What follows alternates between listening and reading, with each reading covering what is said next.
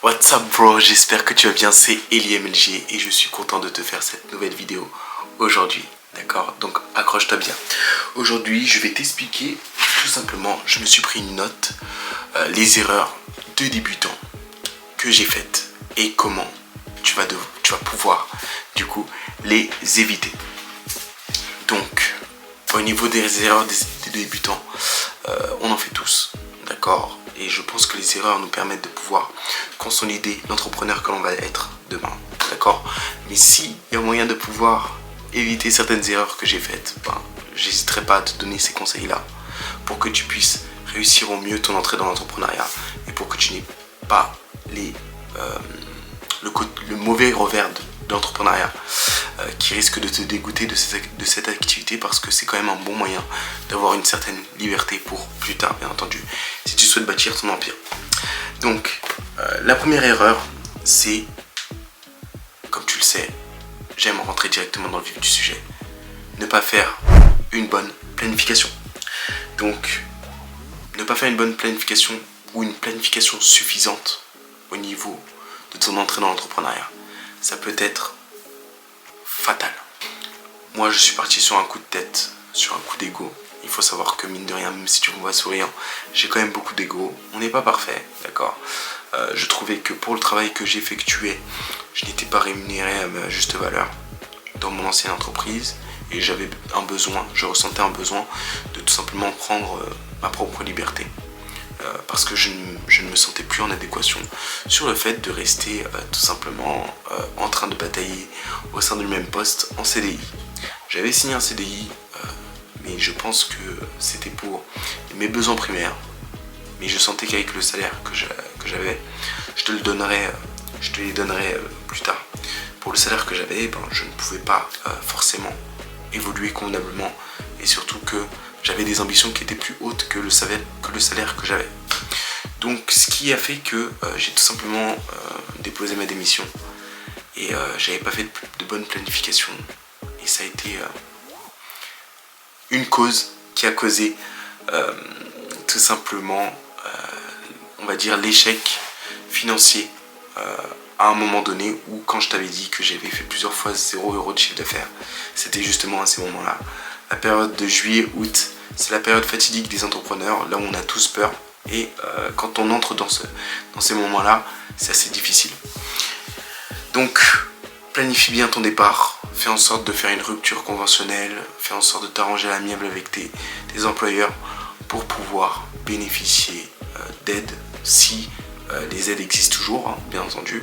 Je ne sais pas si les aides elles existeront toujours pour une création d'activité, mais explique tout simplement que tu souhaiterais créer ton activité, et que tu souhaiterais tout simplement partir convenablement, que tu n'es pas pressé, mais que tu as une date pour l'année prochaine peut-être, pour pouvoir partir. Comme ça laissera le temps à ton employeur de pouvoir former une nouvelle personne à ton poste.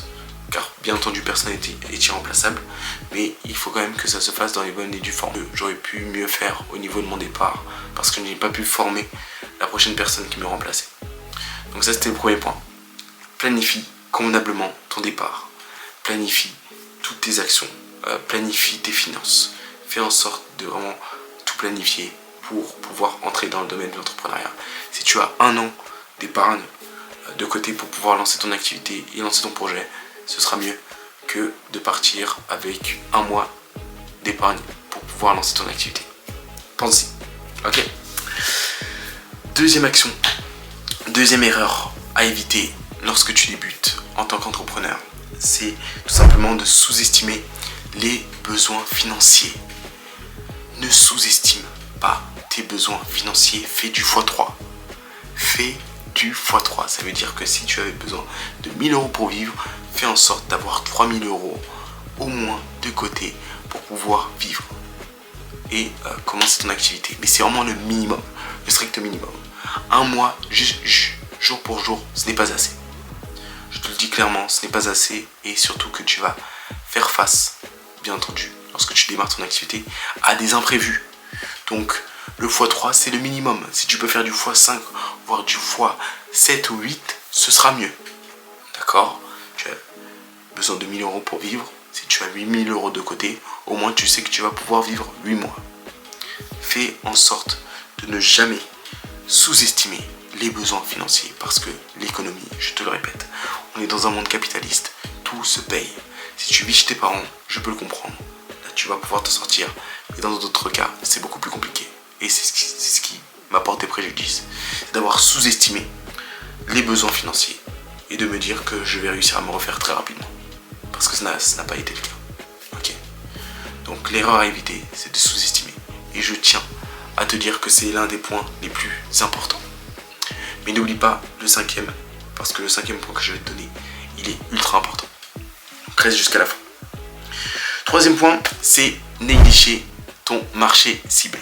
Il ne faut surtout pas que tu négliges dans l'activité à laquelle tu vas te développer, si c'est une prestation de service, que ce soit au niveau du montage vidéo par exemple. Si tu souhaites monter ton activité de montage vidéo, fais en sorte de connaître ta cible, fais en sorte de connaître ton marché, comprends-le.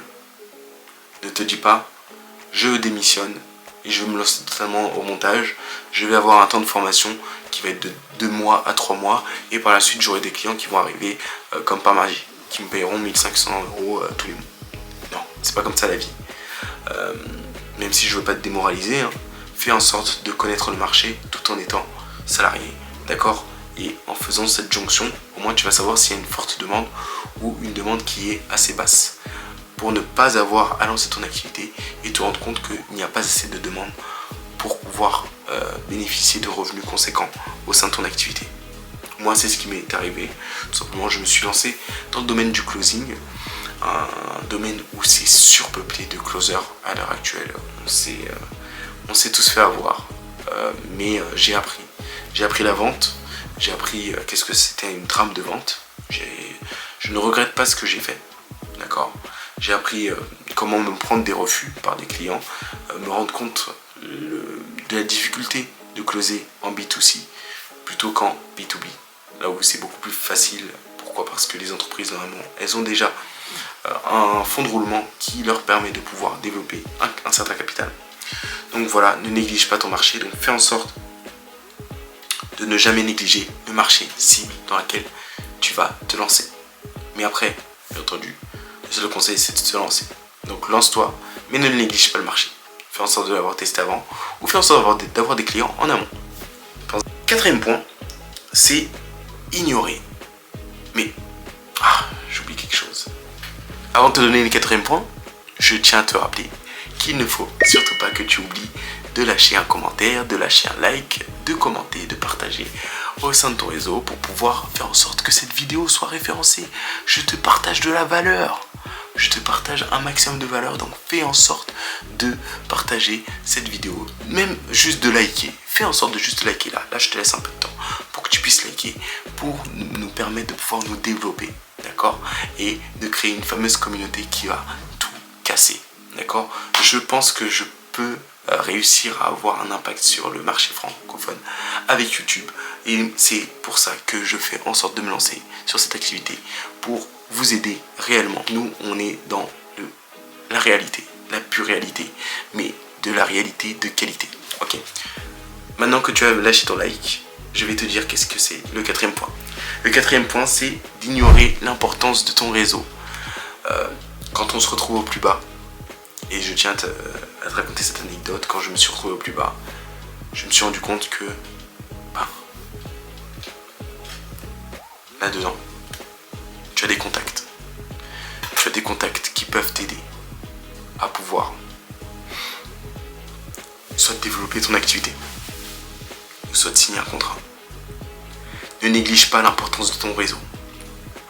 Tu as des personnes de ton entourage, ça peut être des professeurs, ça peut être des collègues de sport, des collègues, peu importe, qui travaillent dans un domaine et qui peuvent te permettre de pouvoir développer des revenus en tant qu'entrepreneur. Donc ne néglige surtout pas le réseau que tu as actuellement. Il y a des personnes qui peuvent te permettre de pouvoir trouver un CDI très rapidement. Tu as peut-être des oncles qui ont des entreprises qui peuvent t'embaucher rapidement. Parce que tu es dans un moment creux et dans un moment difficile au sein de ton entreprise. Et rien que le fait de passer un appel, ça peut te permettre de pouvoir développer ces fameux revenus. Et moi, de mon côté, pour la prestation de service. Qu'est-ce qui s'est passé? J'ai tout simplement appelé un contact à moi pour lui proposer tout simplement mes services et il m'a dit qu'il me recrutait pour toute une année et j'ai pu générer mes premiers 2000 € par mois en tant qu'indépendant grâce à ce contact. Qui l'eût cru? Donc ne néglige surtout pas ton réseau. Ton réseau peut te permettre de pouvoir avoir tes clients de demain. Pense-y. 5e point, l'un des plus importants, c'est de ne pas demander de feedback ou de retour, de commentaires positifs concernant tes services. D'accord? À chaque fois que tu closes un client, qu'est-ce qu'il faut? C'est tout simplement créer un formulaire sur Jot, J-O-T, form, donc Jot form, d'accord?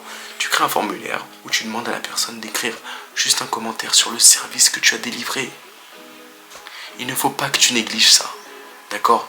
Donc pense-y, fais en sorte de ne pas oublier de demander un feedback vers tes premiers clients, vers les premières personnes que tu accompagnes parce que tu auras tout le temps et toute cette expertise que tu vas leur apporter. Pense-y, ok? Voilà, c'était Eli MLG. En tout cas, j'espère que cette vidéo t'a apporté un maximum de valeur.